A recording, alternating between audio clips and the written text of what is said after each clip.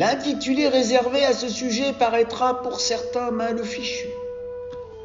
Celui-ci décrit d'abord ce que la philosophie m'impose, qui s'y frotte, s'y pique, prétendront certains à l'égard de ces autres retours de bâton.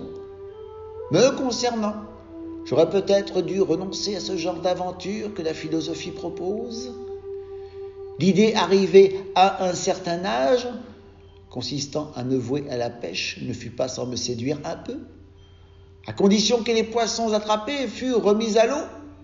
Cette entreprise alors privilégiée devant m'écarter de mes caractéristiques, je ne pouvais donc de cette entreprise-là rien conserver, afin que ce moi devant être moi comme voulu ne me rapporte à rien. Mais je me consacrai à la philosophie, en usant pour ce faire d'une radicalité quasi mathématique. La réalité autour de moi me prévenait qu'un additionné 1 ferait 2. Je pouvais, pour me faire mousser et retenir l'attention, prétendre être de ceux en capacité de faire de cette addition plus que le résultat prescrit par la réalité.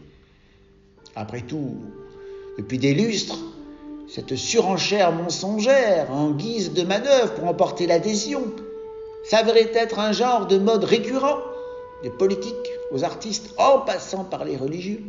1 additionné 1 pouvait aider en cela par ces quelques-uns trop nombreux, faire plus que 2.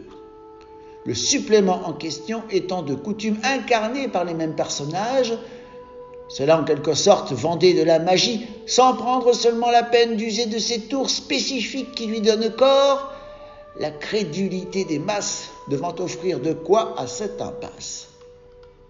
J'allais donc au-devant de la philosophie, de ce terrain de prédilection auquel elle doit sa fonction, dans un monde humain trop humain où l'illusion domine.